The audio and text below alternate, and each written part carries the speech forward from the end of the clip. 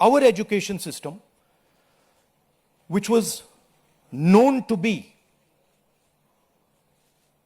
one of the best education systems in the world, is today a rigged system. I don't say this lightly. Thousands of students who are running around outside are not saying this lightly. What is the proof? It's a superficial proof because we don't actually know the exact number. But what we do know is that 152 paper leaks have taken place over the last decade. If you do the math,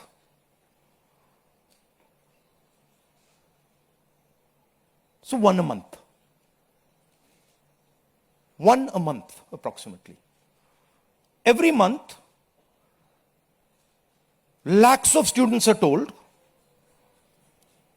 that all the stress that you went through, you're going to have to go through again.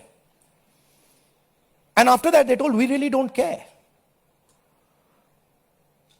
We don't care if there's a re-exam. We don't care how much you have to wait. We don't give a damn.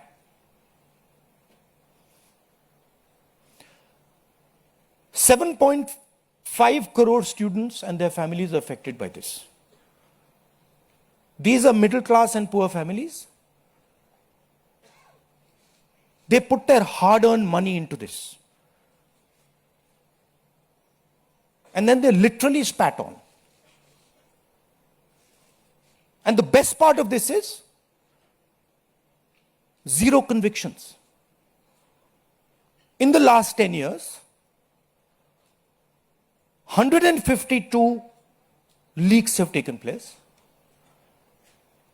and zero convictions. Zero. So somebody is, or a group of people are destroying our education system, India's most valuable asset, destroying the lives of our students, and what does the government do? Zero convictions. So this is the first reason, an absolutely legitimate reason, why our youngsters are protesting. Thing doesn't stop here. It goes further.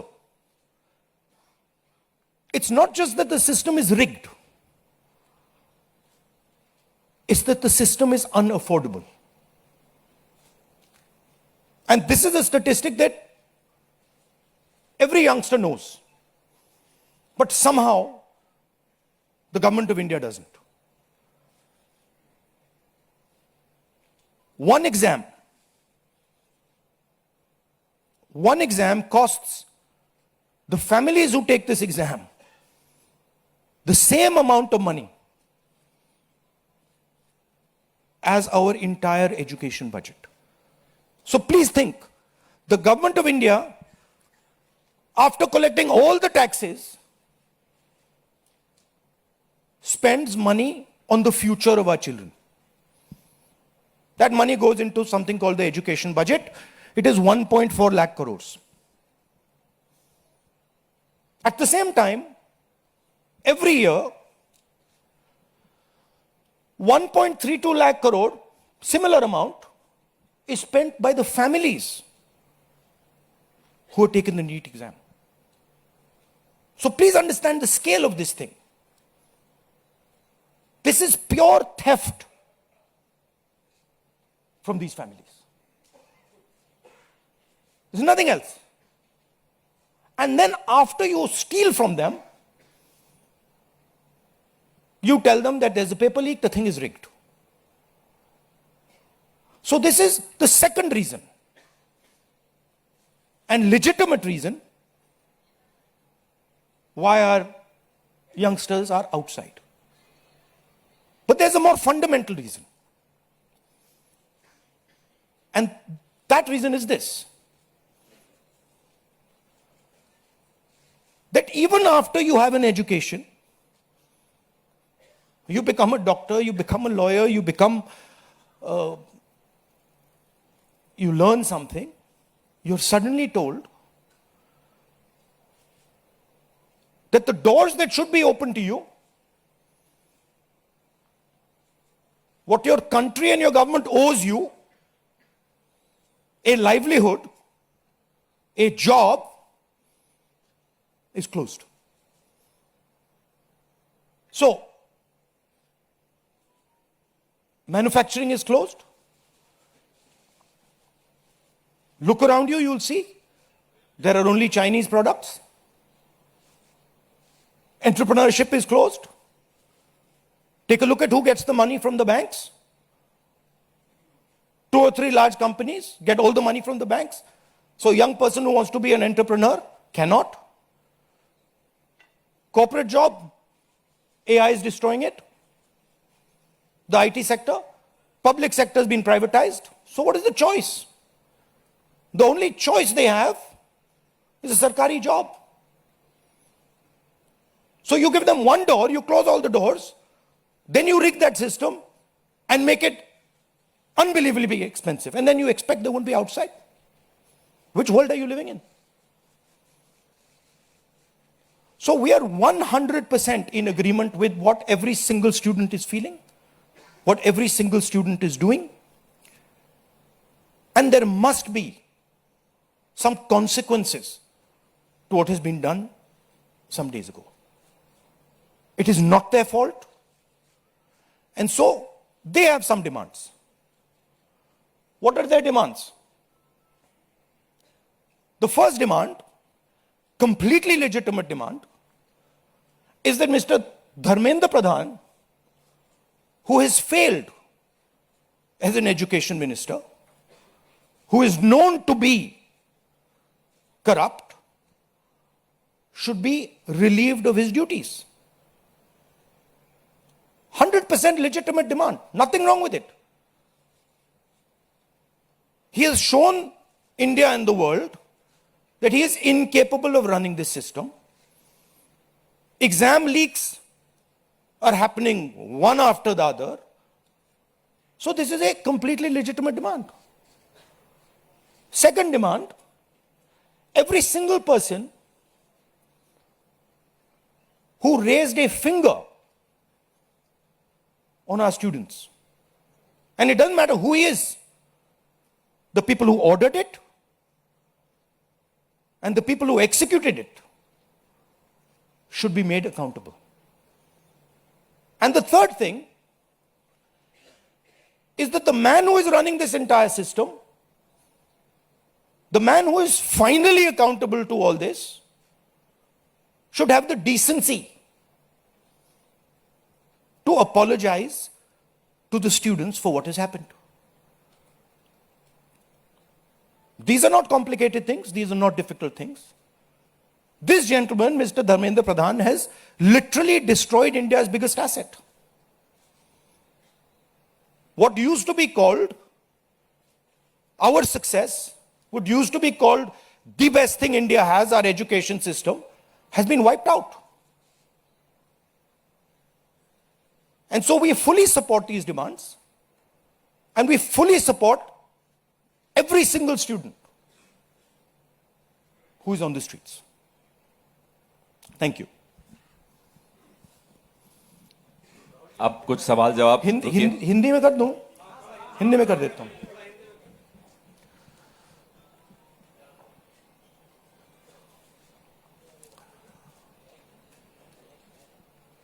कुछ दिनों से देश के students agitation कर रहे हैं, गुस्से में हैं, पीसफुल प्रोटेस्ट कर रहे हैं. इसके कारण है, पहला कारण, जो हमारा एजुकेशन सिस्टम है,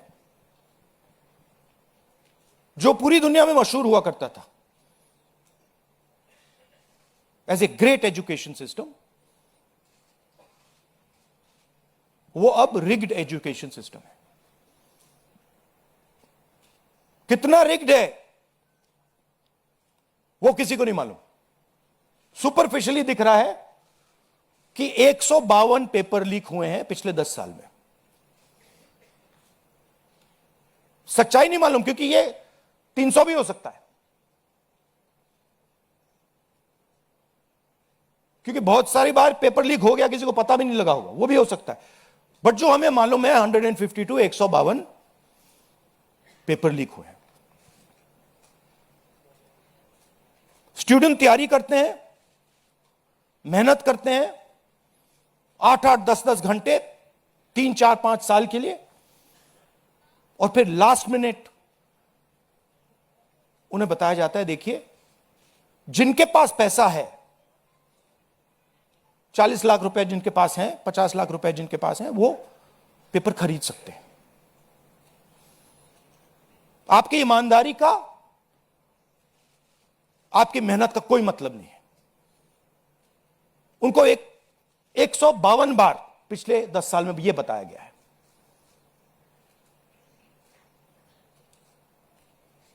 7.5 करोड़ परिवारों को, स्टूडेंट्स और परिवारों को पेपर लीक ने डैमेज किया है। और स्टूडेंट यह सवाल पूछ रहे हैं, पेपर लीक होता है, 7.5 करोड़ युवाओं का नुकसान होता है, मगर पिछले 10 साल में एक भी कन्विक्शन नहीं हुआ, एक भी व्यक्ति का कन्विक्शन नहीं हुआ, 0। तो यह पहला कारण है। दूसरा कारण कि जो हमारा एजुकेशन सिस्टम है यह अनअफोर्डेबल है। मिडिल क्लास के लिए, गरीबों के लिए यह सिस्टम अनअफोर्डेबल है। जितना पैसा हिंदुस्तान की सरकार अपने एजुकेशन बजट में डालती है हर साल, उतना पैसा एक नीट एग्जाम के लिए, एक नीट एग्जाम के लिए जो स्टूडेंट्स एग्जाम लेते हैं और उनके परिवार, उतना पैसा देते हैं। आप सोचिए, सरकार पूरे देश से टैक्स लेती है, जीएसटी, इनकम टैक्स सारा लेती है, और फिर कहती है देखिए ये जो पूरा टैक्स हमने लिया है आपसे, इससे हम 1.4 लाख करोड़ रुपए शिक्षा में डालेंगे। और फिर हिंदुस्तान का एजुकेशन सिस्टम कहता है इन परिवारों से कि आपसे हम 1.32 लाख करोड़ रुपए सिर्फ नीट एग्जाम लेने के लिए लेंगे।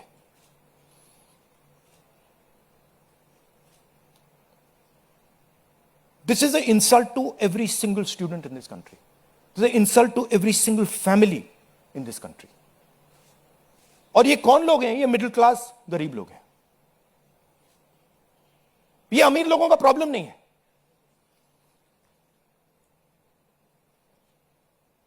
ये कॉर्पोरेट हाउसेस का, अदानी अंबानी का प्रॉब्लम नहीं है। ये मिडिल क्लास और गरीबों का प्रॉब्लम है। तो ये है दूसरा कारण। और तीसरा सबसे बड़ा कारण, एजुकेशन के बाद जो होना चाहिए, आप इंजीनियर बन गए, डॉक्टर बन गए, लॉयर बन गए, उसके बाद देश की कमिटमेंट होनी चाहिए कि हम आपको जॉब देंगे, रोजगार देंगे, फ्यूचर देंगे। देश का यही मतलब होता है। देश का मतलब होता है कि हम आपको फ्यूचर देंगे, हम आपको एजुकेशन देंगे, हम आपको हेल्थ केयर देंगे। यह फाउंडेशन होता है देश का। और यह देश कहता है कि नहीं, हम आपसे पैसा चोरी करेंगे, हम एजुकेशन सिस्टम को रिग करेंगे, और फिर उसके बाद सारे के सारे दरवाजे हम बंद कर देंगे। एक ही दरवाजा आपके लिए खुला होगा, सरकारी नौकरी, वो भी रिग्ड है। उसमें भी जिसकी जान पहचान है वो घुसेगा, जिसके पास 40 लाख रुपए है वो घुसेगा।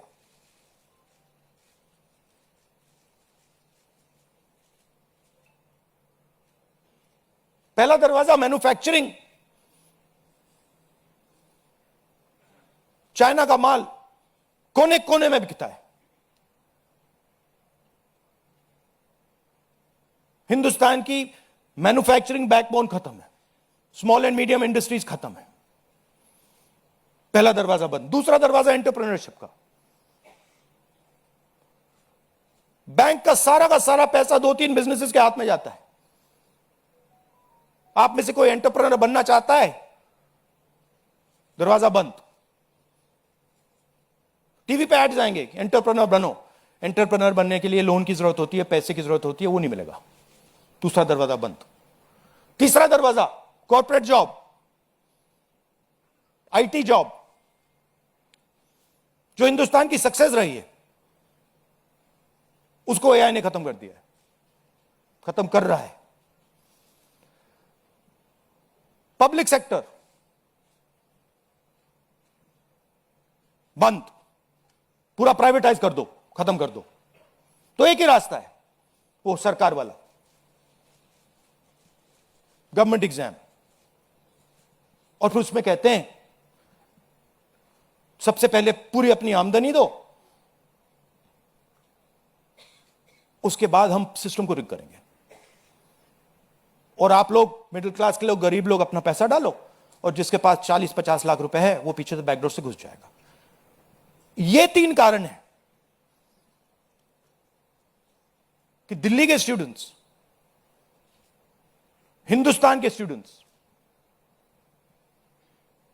गुस्से में है, बाहर है। इनको क्या कमिटमेंट चाहिए? ये कोई ज्यादा नहीं मांग रहे। सबसे पहला कमिटमेंट जो सिंबल है इस चीज का, धर्मेंद्र प्रधान मिनिस्टर, सबसे पहले आप सिंबल को हटाइए। बड़ी बात नहीं है। सुसाइड हुए बच्चों के, 152 पेपर लीक्स हुए।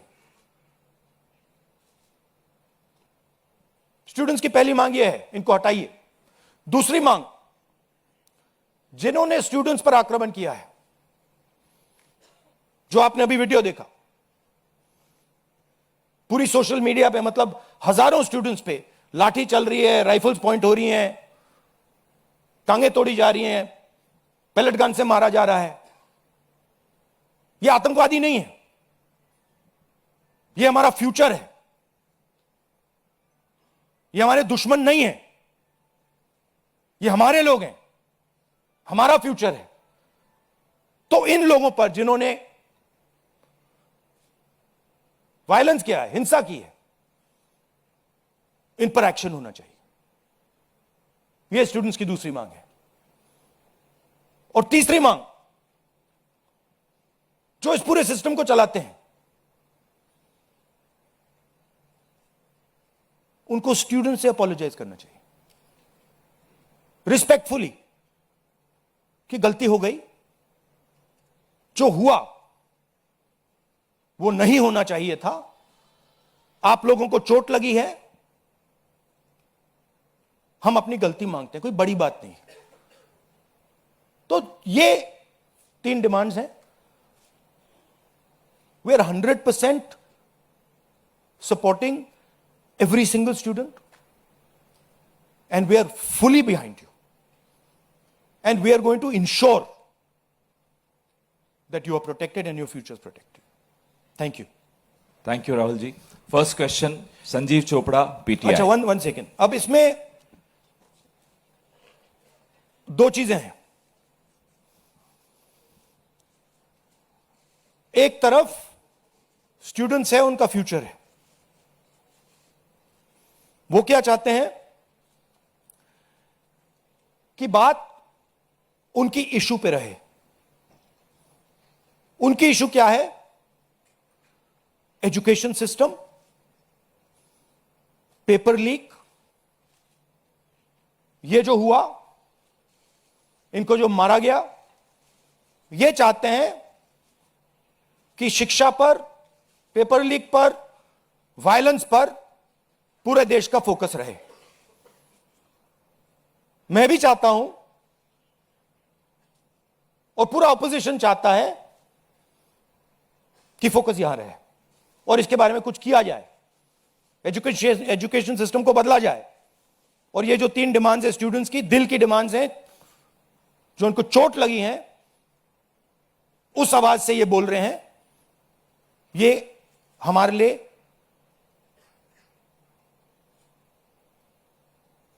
बहुत जरूरी चीज है। और दूसरी तरफ क्या है? डिस्ट्रैक्शन, कि ध्यान इधर उधर करो, कभी ध्यान उधर ले जाओ, कभी इधर ले जाओ, कभी आगे ले जाओ। दो फोर्सेस हैं, एक फोर्स डिस्ट्रैक्ट कर रही है और दूसरी फोर्स फोकस करने की कोशिश कर रही है।